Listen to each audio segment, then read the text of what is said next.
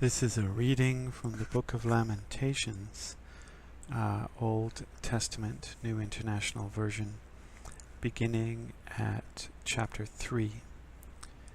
I am the man who has seen affliction by the rod of the Lord's wrath. He has driven me away and made me walk in darkness rather than light. Indeed, he has turned his hand against me again and again all day long. He has made my skin and my flesh grow old and broken my bones. He has besieged me and surrounded me with bitterness and hardship. He has made me dwell in darkness like those long dead. He has walled me in, so I cannot escape. He has weighed me down with chains. Even when I call out or cry for help, he shuts out my prayer.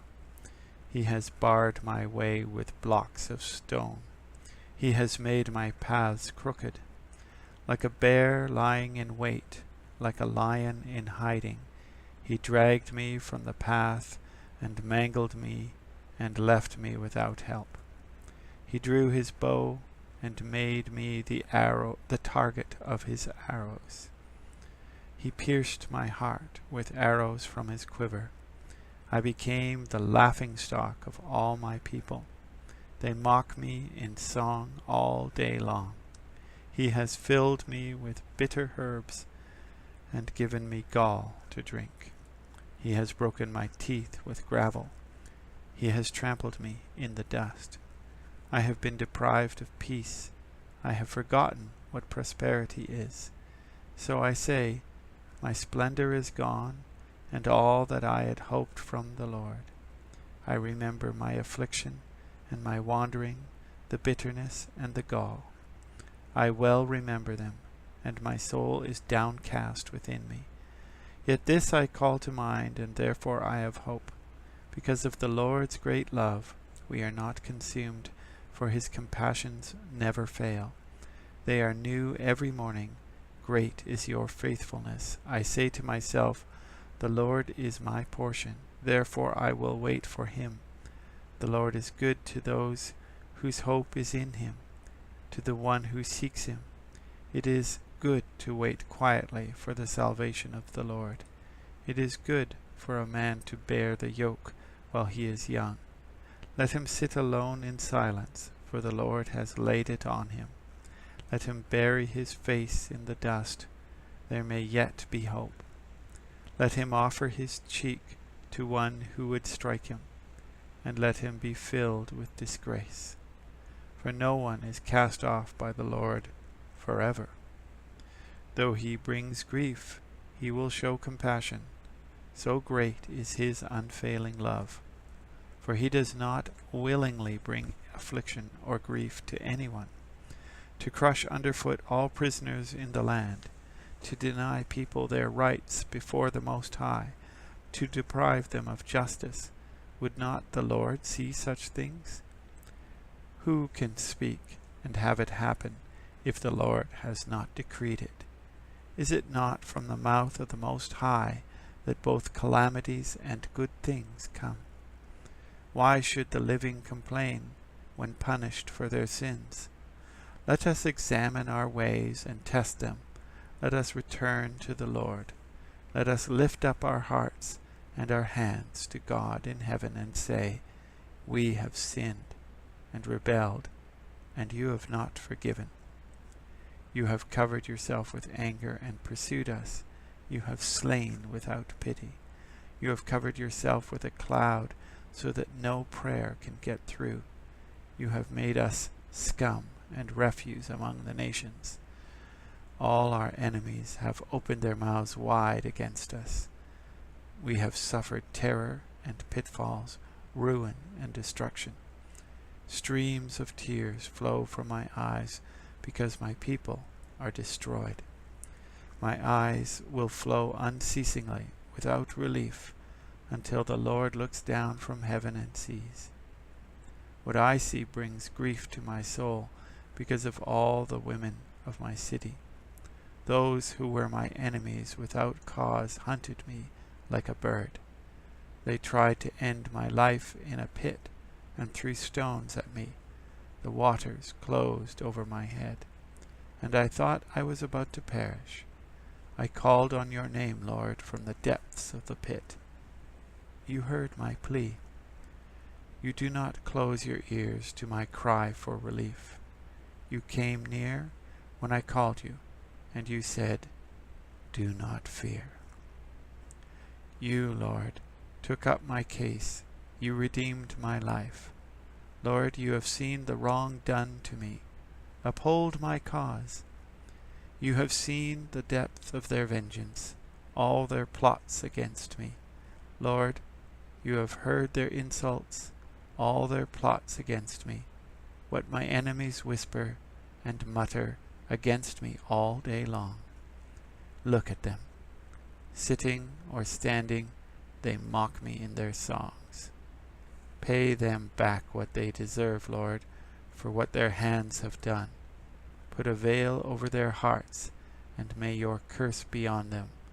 Pursue them in anger, and destroy them from under the heavens of the Lord. Lamentations chapter 4. How the gold has lost its luster, the fine gold become dull, the sacred gems are scattered at every street corner.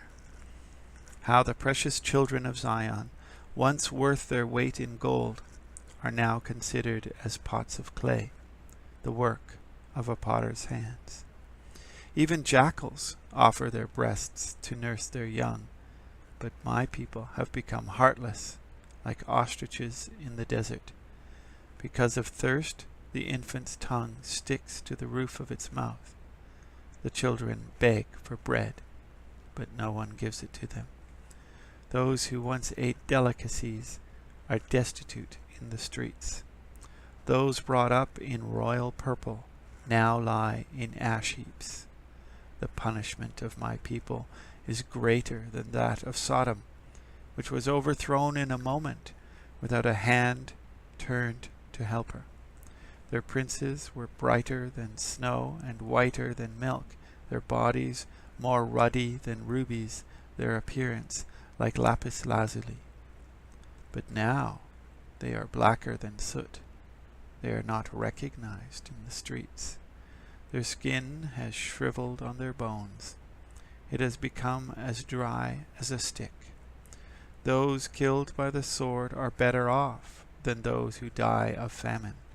Racked with hunger, they waste away for lack of food from the field. With their own hands, compassionate women have cooked their own children, who become their food when my people were destroyed. The Lord has given full vent to his wrath. He has poured out his fierce anger.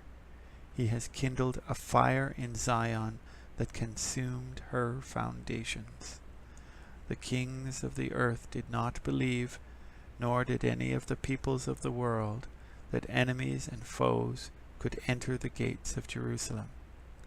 But it happened, because of the sins of her prophets and the iniquities of her priests, who shed within her the blood of the righteous. Now they grope through the streets as if they were blind. They are so defiled with blood that no one dares to touch their garments. Go away, you are unclean, people cry to them. Away, away, don't touch us. When they flee and wander about, people among the nations say, they can stay here no longer. The Lord himself has scattered them. He no longer watches over them. The priests are shown no honor, the elders no favor. Moreover, our eyes failed, looking in vain for help. From our towers we watched for a nation that could not save us. People stalked us at every step, so we could not walk in our streets. Our end was near. Our days were numbered, for our end had come.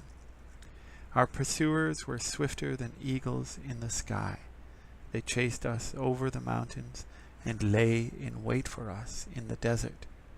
The Lord's anointed, our very life breath, was caught in their traps. We thought that under his shadow we would live among the nations. Rejoice and be glad, daughter Edom, you who live in the land of Uz. But to you also the cup will be passed. You will be drunk and stripped naked. Your punishment will end, daughter Zion. He will not prolong your exile, but he will punish your sin, daughter Edom, and expose your wickedness.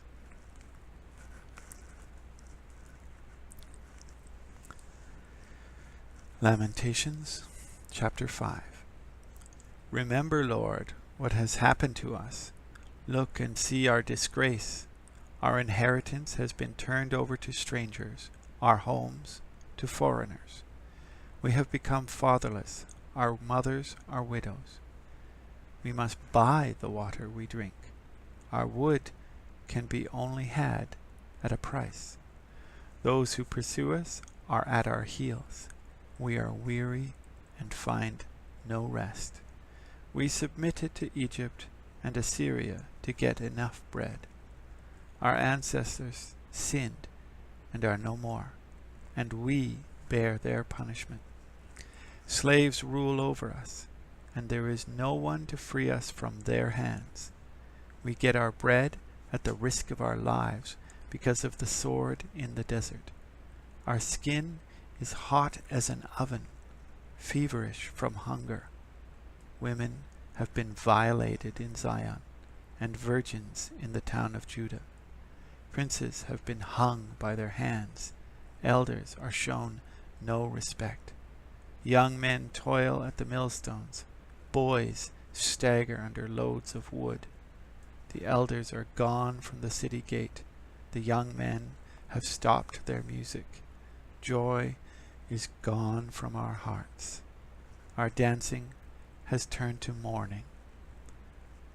The crown has fallen from our head. Woe to us, for we have sinned. Because of this our hearts are faint. Because of these things our eyes grow dim from Mount Zion, which lies desolate, with jackals prowling over it.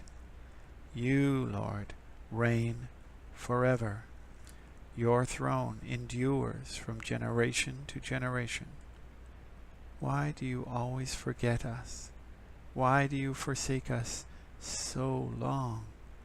Remember us to yourself, Lord, that we may return. Renew our days as of old, unless you have utterly rejected us and are angry with us beyond measure. This is the end of the book of Lamentations and the end of the reading for today. Today is August 29th, 2017.